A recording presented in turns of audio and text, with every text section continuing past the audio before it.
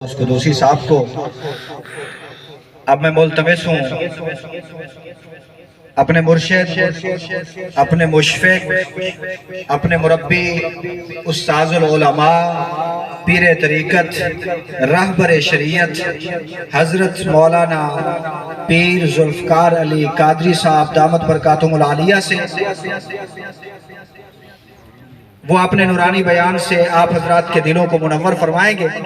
آپ حضرات جس طرح دل جمعی سے بیٹھے ہیں اسی طریقے سے تشریف رکھیں۔ حضرت کے بیان کے بعد شہزادہ اہل سنت، پیر طریقت، رہبر شریعت حضرت مولانا زکریا شاہ صاحب دامت برکاتہم العالیہ کا نورانی خطاب ہوگا۔ آپ حضرات تشریف رکھیں گے، انشاءاللہ ہمارا یہ بیٹھنا اللہ تعالیٰ اپنی بارگاہ کے اندر قبول فرمائے اور اللہ اس پہ اجر عطا فرمائیں گے۔ سماعت فرمائے جی حضرت مولانا پیر ذوالفقار علی قادری صاحب دامت برکاتہم العالیہ۔ تمام حضرات عقیدت اور محبت کے ساتھ حصول برکت کی غرض سے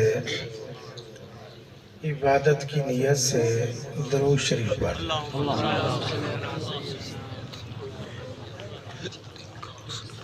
نحمدہ ونصلی ونسلم علی رسولہ الکریم، اما بعد، بسم اللہ الرحمن الرحیم۔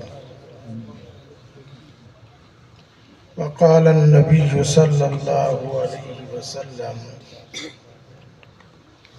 لولاک لما خلقت الافلاک، او کما قال علیہ الصلاة والسلام۔ سبحان اللہ، سبحان اللہ، صدق اللہ و صدق رسولہ النبی الصادق الامین، سبحان اللہ، آمنت باللہ الحمدللہ رب العالمین۔ سبحان اللہ۔ بزرگان محترم، ہم اہل سنت والجماعت ہیں اور ہمارے عقائد میں سے جس طرح یہ بات ہے کہ اس کائنات کے خالق اللہ رب العزت کی ذات ہے، سبحان اللہ، بے عین ہی ہمارا عقیدہ ہے کہ اس کائنات کی تخلیق کا سبب جناب محمد الرسول اللہ صلی اللہ علیہ وسلم کی ذات ہے۔ حق جنت سبحان اللہ۔ جو میں نے آپ حضرات کے سامنے روایت پڑھی، ان کے الفاظ کے بارے میں محدثین کو بہت کلام ہے۔ میں بھی یہ الفاظ پڑھنے سے گھبراتا تھا، لیکن اللہ جزائے خیر دے، حضرت مولانا غلام رسول صاحب دین پوری دامت برکاتہم العالیہ کو جو جناب نگر ختم نبوت مدرسے میں شیخ الحدیث ہیں، انہوں نے اس روایت پر بہت سیر حاصل بحث کرنے کے بعد یوں ارشاد فرمایا کہ الفاظ کے اعتبار سے اگرچہ کلام کی گنجائش ہے، مفہوم کے اعتبار سے، روایت بالمعنی کے اعتبار سے اس کے بیان کرنے میں کوئی حرج نہیں ہے۔ سبحان اللہ۔ اس لیے میں نے جرأت کر کے ان بڑے حضرات کے سامنے میں نے یہ روایت پڑھ لی کہ جیسے میں نے عرض کیا کہ اس کائنات کے خالق اللہ رب العزت ہے، سبحان اللہ، لیکن اس کائنات کی تخلیق کا سبب جناب رسول اللہ صلی اللہ علیہ وآلہ وسلم کی ذات بابرکات ہے۔ اس لیے روایت کا مفہوم یہی ہے، لولاک اے محبوب آپ نے نہ ہونا ہوتا، لما خلقت الافلاک تو میں زمین و آسمان کو پیدا ہی نہ کرتا۔ میں اس میں بڑا پریشان تھا کہ اس کی کوئی تائید مجھے مل جائے۔ گزشتہ سال درجہ رابعہ کی تفسیر پڑھا رہا تھا، غالباً سورت یونس تھی یا اس کے بعد کی سورت تھی، تو اس کو پڑھاتے ہوئے ایک آیت، چونکہ میں حافظ ہوں نہیں مجھے بھول گئی، پڑھاتے ہوئے جب اس کے نکات بیان کرنے لگا تو وہاں حضرت مولانا محمد ادریس کاندھلوی رحمہ اللہ نے قرآن کی نص سے صراحتاً اور دلالتاً بیان کیا کہ اس کائنات کے وجود کا سبب جناب رسول اللہ صلی اللہ علیہ وسلم کی ذات بابرکات ہے۔ سبحان اللہ۔ میں نے آپ کو عرض کیا کہ جیسے اس کائنات کی تخلیق اللہ رب العزت نے کی، اس کی تخلیق کا سبب جناب رسول اللہ صلی اللہ علیہ وسلم کی ذات ہے۔ اب مسئلہ ہے اس کائنات کی بقا کا، اس کائنات کی بقا کا سبب جناب رسول اللہ صلی اللہ علیہ وسلم کے اعمال ہیں۔ سبحان اللہ۔ جب تک آپ صلی اللہ علیہ وآلہ وسلم کی سنت، شریعت، آپ کے اعمال، افعال، اقوال، آپ صلی اللہ علیہ وسلم کی سیرت اور آپ صلی اللہ علیہ وسلم کی سنتیں اس کائنات میں موجود رہیں گی، قیامت قائم نہیں ہوگی۔ جس دن آپ صلی اللہ علیہ وسلم کی سنتیں، شریعت، دین، اللہ اللہ کرنا ختم ہو جائے گا، پھر یہ کائنات مردہ ہو جائے گی۔ اب اس کائنات کی زندگی کا سبب جناب رسول اللہ صلی اللہ علیہ وسلم کے اعمال ہیں۔ جب تک اعمال نبوی باقی، کائنات زندہ اور کائنات باقی۔ جب اعمال نبوی ختم ہو جائیں گے تو پھر کیا ہوگا؟ یہ کائنات مردہ ہو جائے گی، اور جب باپ بھی فوت ہو جائے تو اس کو آدمی دفن ہی کر دیتا ہے۔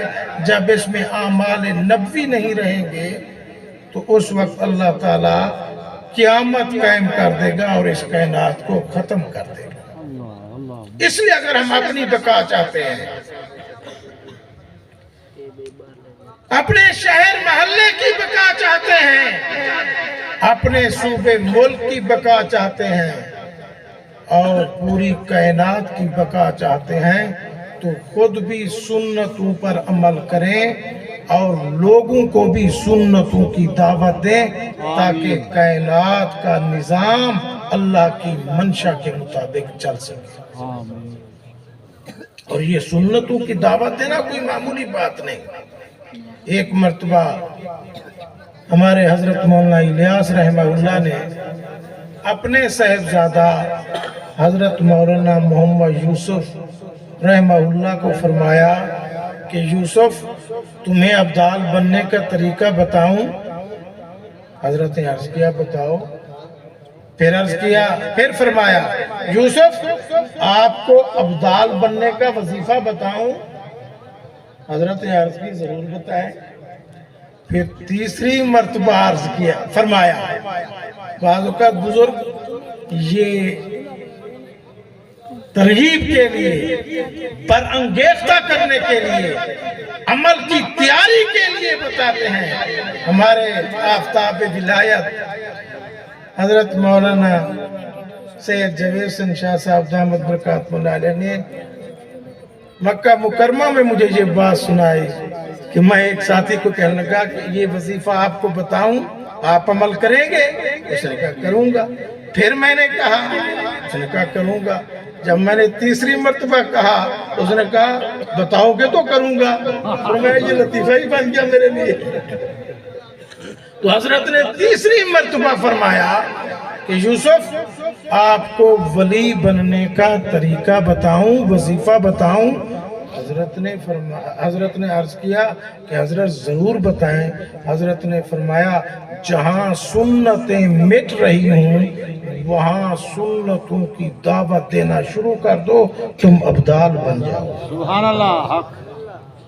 میرے عزیزوں، بہت سی سنتیں ہیں جو آپ کو آتی ہیں لیکن وقت پر بھول جاتے ہیں۔ اب میں آپ سے پوچھتا ہوں، بسم اللہ پڑھنا سب کو آتا ہے نا؟ پڑھو ایک مرتبہ بسم اللہ۔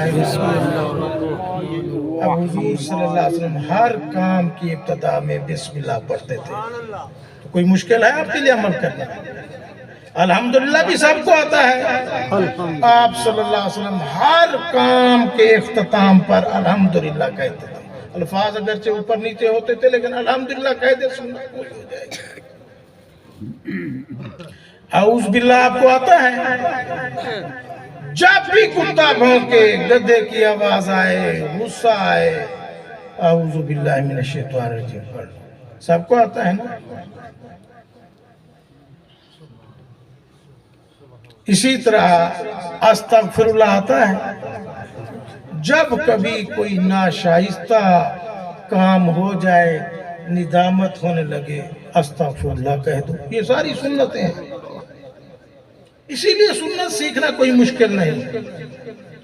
آپ کوئی معتبر عالم کی لکھی ہوئی کتاب، چلو بتا ہی دیتا ہوں، چھوٹی سی کتاب ہے علیکم بسنتی، ہمارے حضرت مولانا مفتی عبدالحکیم سکھروی رحمہ اللہ کی لکھی ہوئی ہے. اس میں مختصر سنتیں لکھی ہوئی ہیں، آپ اس کو لے لیں. میری طرف دیکھو بھائی، میں نے بات ختم کرنی ہے. اسی کتاب کو لے لو. اگر وہ پڑھو گے تو 1 گھنٹے میں ختم ہو جائے گی، لیکن ایسے نہیں پڑھنی. اس کتاب سے روزانہ 3 سنتیں پڑھو اور 24 گھنٹے اس پر عمل کرو. سبحان اللہ. پھر اگلے دن اور 3 سنتیں پڑھو، پھر 24 گھنٹے اس پر عمل کرو، تو یاد بھی رہ سکے آپ کو. پھر اس کے بعد چاہے جتنا زیادہ آپ کو نہیں پڑھنی، 1 پڑھو 2 پڑھو، زیادہ سے زیادہ 3. پھر اگلے دن 3 سنتیں اور پڑھو، پھر اس پر 24 گھنٹے عمل کرو. مہینے میں کتنی سنتوں کے عامل ہو جاؤ گے؟ 90. آسان ہے یا مشکل ہے؟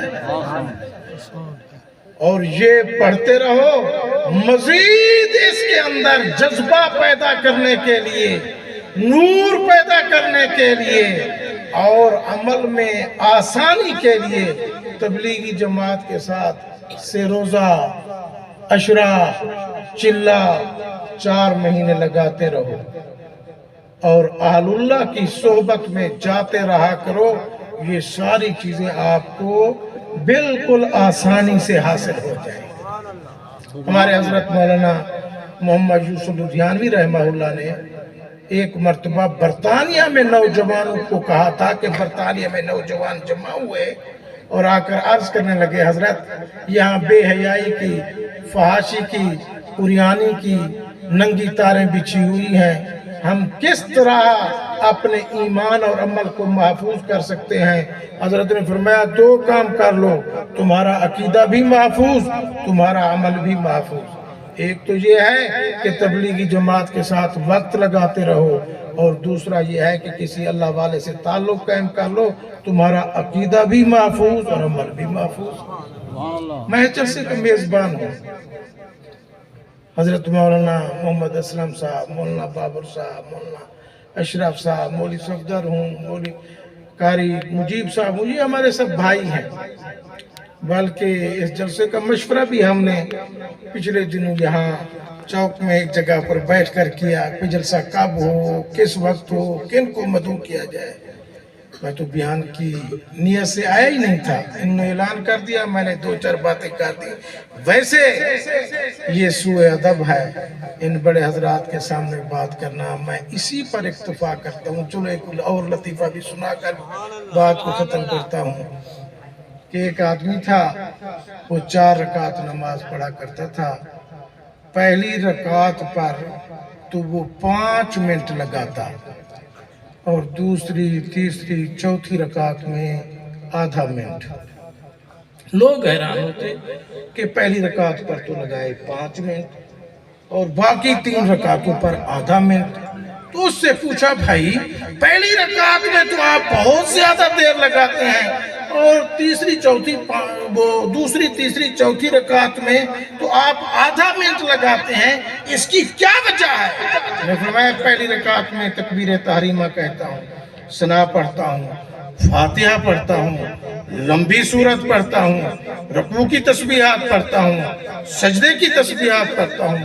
باقی 3 رکعتوں میں ऐज़न कह देता हूँ, वो पहले की तरह हो जाती हैं, बस उसके बाद सलाम फिर लेता हूँ। तो बहरहाल मुझसे पहले मेरे मुरब्बी, मेरे मोहसिन उस्ताज़ुल उलमा हज़रत मौलाना प्रोफेसर मोहम्मद मक्की साहब ने बयान किया, फिर हमारे इलाके के मान और हमारे इलाके के फ़ख्र और हमारे अलीपुर शहर की पहचान। यकीन जानिए मैदान खिताबत में इस नौजवान ने बड़ा कमाल हासिल किया है। हज़रत मौलाना अब्दुल कुद्दूस कुदूसी साहब ने बयान किया, तो मैं उसी पर ऐज़न कहते हुए मैं अपने मखदूम ज़ादा की यानी वो मैं जो है बहरहाल जो मैं स्टेज टाइप के सुपुर्द करता हूँ, जो उनकी तरतीब है उसके मुताबिक प्रोग्राम को चलाएं। अल्लाह मुझे आपको सुन्नत के मुताबिक ज़िंदगी गुजारने की तौफीक अता फरमाए, आमीन। गुफ्तगू फरमा रहे थे, इससे पहले कि मैं आज के अपने इस जलसा के मेहमान खुसूसी को दावत दूं, इससे पहले मैं आप तमाम अहबाब का शुक्रिया अदा करता हूं, बिलखुसूस उलमाए कराम जो तशरीफ़ लाए उन सब का, हज़रत मौलाना रशीद अहमद अब्बासी साहब और मौलाना जलील अहमद अब्बासी साहब और इसी तरह मौलाना अब्दुल गफ़ार हैदरी साहब और हमारे कायद ज़िला हज़रत कारी सैफुर्रहमान राशिदी साहब और इसी तरह महर गुलाम रब्बानी काठिया साहब और इसी तरह हमारे कारी साद साहब जो कि बेट अहमद से बहुत बड़ा काफ़िला लेके आए और इसी तरह तमाम उलमाए कराम का जिनका मैं नाम ले सका या नहीं ले सका, सब दोस्तों का मैं शुक्रिया अदा करता हूँ। आप तमाम अहबाब का भी मैं शुक्रिया अदा करता हूँ कि आप हमारी दावत पर तशरीफ़ लाए। ये बच्चे आपके सामने बैठे हैं, इन्होंने इस साल हमारे इस जामिया से कुरान मजीद तकमील किया है, जिनमें से 4 बच्चे हाफिज़ कुरान बने हैं और बाकी वो बच्चे हैं जिन्होंने नाज़रा कुरान मजीद मुकम्मल किया है। इसके अलावा बनात का मदरसा भी है। बहरहाल मैं हज़रत के दरमियान ज़्यादा हैल नहीं होना चाहता। इंशाअल्लाह अब हज़रत आपसे मुखातब होंगे और आखिर में दस्तार बंदी कराएंगे, दुआ कराएंगे, दुआ के बाद जाएंगे इंशाअल्लाह, ठीक है ना? दुआ के बाद चलेंगे ना इंशाअल्लाह। हज़रत के खिताब के बाद मैं आपका भी ख्याल करते हुए और हज़रत का भी ख्याल करते हुए हज़रत को टाइम दे रहा हूँ, तो हज़रत खिताब फरमाएंगे और हज़रत के बाद दस्तार बंदी होगी और दुआ होगी।